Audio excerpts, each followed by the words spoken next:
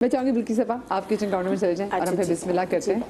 Basically इसमें fibre बहुत अच्छी क्वांटिटी में होता है जो कि बहुत हेल्पफुल होता है। जब आप सिर्फ गोश्त खाते हैं उसमें फाइबर नहीं होता, हाँ। लेकिन जब आप दाल खाते हैं तो you are consuming protein as well as fibre, good amount of fibre. तो वो आपके पेट के लिए भी अच्छा होता है, गट के लिए भी अच्छा होता है और ओवरऑल आपको बहुत बेनिफिट्स दे रहा होता है। तो ये जो बिल्कुल प्रोटीन डाइट पे चले जाते हैं ना कि सिर्फ गोश्त ही खा रहे हैं, this is not good. Combination में होना चाहिए हमेशा। ये सत्यानाश कर देगा आपके पेट का।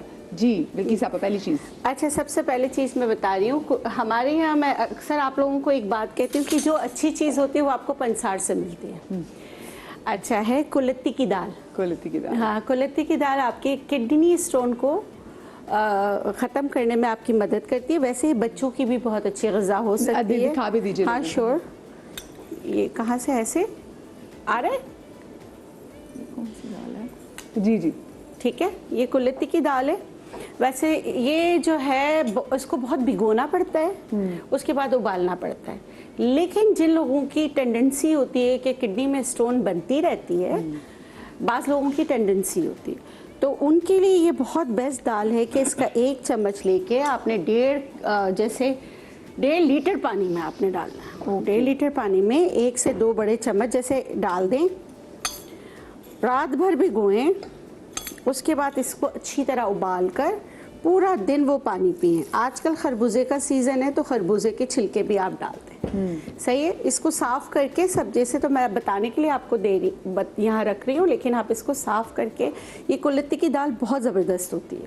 ठीक है कि आप वैसे तो इसको कबाब में भी डाला जा सकता है, इसके बहुत सारे और बेनिफिट्स हैं, लेकिन अगेन वही चीज़ की जो अच्छी चीज़ है आपको पंसार से कलील मिकदार में मिलती है। ग्राम होर्स कहते हैं, बहुत ज़बरदस्त ये दाल होती है, इसका इस्तेमाल कीजिए। ख़ासकर वो जिनको किडनी के मसाइल रहते हैं, उस मसाइल में एक मसला जो आपके किडनी में स्टोन होते हैं।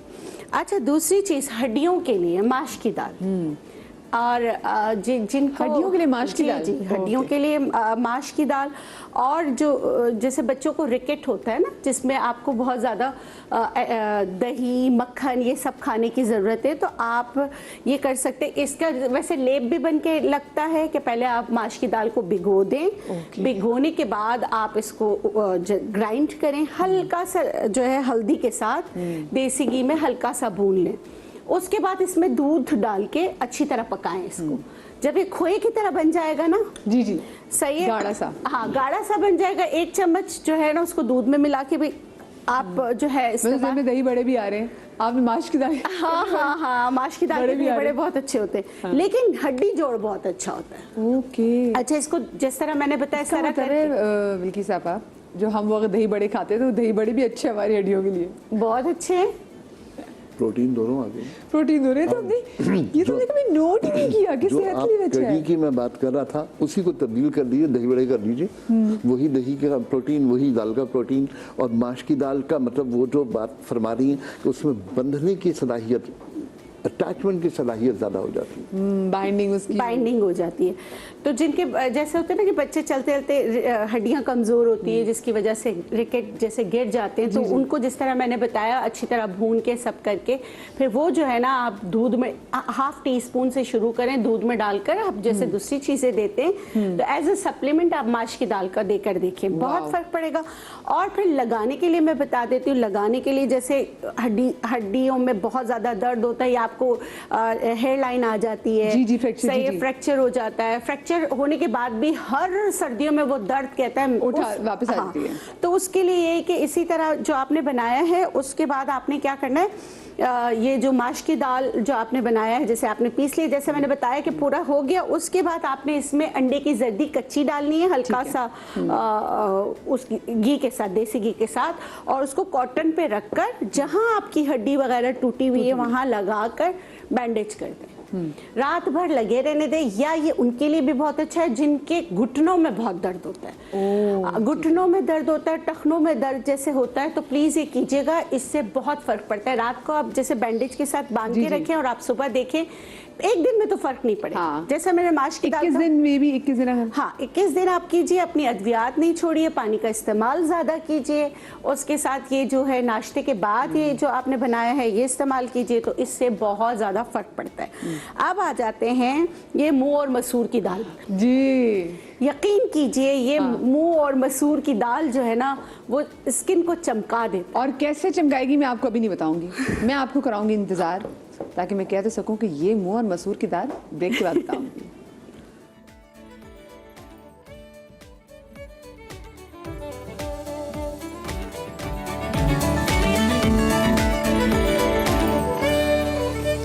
Welcome back after the break. और ब्रेक के बाद हमें डॉक्टर बतूल अशरफ ने भी ज्वाइन किया है। डॉक्टर साहबा वालेकुम अस्सलाम, आपको शो में खुश आमदीद कहते हैं। और ब्रेक पर जाने से पहले डॉक्टर बिल्किस हमें बता लीजिए कि जो मुहावरतन अब कहते हैं कि भाई ये मुंह और मसूर की दाल, अब वही मसूर की दाल उसी मुंह पे आप लगा के लश्का पशका सकते हैं, पर कैसे, ये डॉक्टर बिल्किस हमें बताएंगी।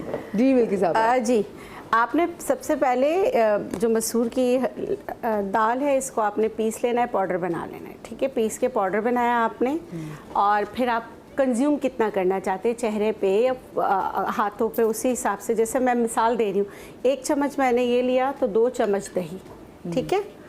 इनको मिक्स करके रख लें आप आधे से 1 घंटे के लिए। उसके बाद जब ये बिल्कुल दाल इस दही में फूल जाएगी ना, तो आपकी क्रीम तैयार हो जाएगी। फिर इस क्रीम को आपने जो है चेहरे पे लगाना है। लगाना कब है? आपने लगाना है रात को। रात को अच्छी तरीके से। इसमें ब्लीचिंग एजेंट भी तो होता है ना इसमें, हाँ, दाल में, इसीलिए ना कि रात को लगाना है, लाइट से बचना है। रात को लगाया आपने 10 से 15 मिनट के लिए शुरू में, और उसके बाद जो है ना आपने सादे पानी से, ठंडे पानी से चेहरा धो लिया। और अगर आपको स्किन खिंची भी लग रही है तो कोई भी माइल्ड ऑयल जो आपको सूट करता है आप वो लगा लें, या विटामिन ई ऑयल जो है ना वो लगा लें और सो जाए, ठीक है। अच्छा, ये हफ्ते में आपने 2 दफ़ा करना है, ठीक है। और बाकी जो मूंग की दाल है इसमें होता है ब्लीचिंग एजेंट। आप मूंग की दाल किसी भी बर्तन में बनाते हैं ना, तो आप उसमें जाग आपको नजर ऊपर सारा जाग नजर आ रहा होता है। अच्छा, मैं एक बात कहूँ, दालों पे पॉलिश हुआ होता है तो प्लीज़ आप जो है ना दालों को पहले भिगोएं, जिस पानी में भिगोएं उसको फेंक दें, और फिर दाल के ऊपर गंदा मटियाला सा जो आ रहा होता है झाग, आप उसको भी जो है ना फेंक दें। ये ज़रूर कीजिएगा, ठीक है। और दालों को अच्छी तरह धोएं। और दूसरा, फिर ये जो मूंग की दाल है ना, ये वैसे चेहरे के लिए अच्छा होता है। आप इसको एज अ मतलब के डिटर्जेंट अपने चेहरे के लिए यूज़ कर सकते हैं। आप इसको पानी में डालें, ज़रा सा शेक करें, उसके बाद अच्छी तरीके से चेहरे को धो लें। ये चेहरे को धोने के लिए, इवन दो कि सर को धोने के लिए, ये जिनका स्कैल्प बहुत ऑयली होता है तो उनके लिए भी बहुत अच्छा है। ये आप इसको बिल्कुल टेल्कम पाउडर बना के रख के, आप जो शैम्पू यूज़ करें ना, इसको पहले पानी इसका उबाल के, और वो वाला पानी जो है ना अपने शैम्पू में इस्तेमाल करें। अगर आप ये करेंगे ज़रात आपके बालों में रह जाएंगे, फिर बोलेंगे डॉक्टर बिल्किस ने बोला था, अब मैं कैसे कंघी करूं। मैं तो ये सोच रही हूँ आगा साहब, ये तो ब्यूटी पार्लर तो हमारे किचन में मौजूद है, दालों की सूरत में हमें पता ही नहीं है।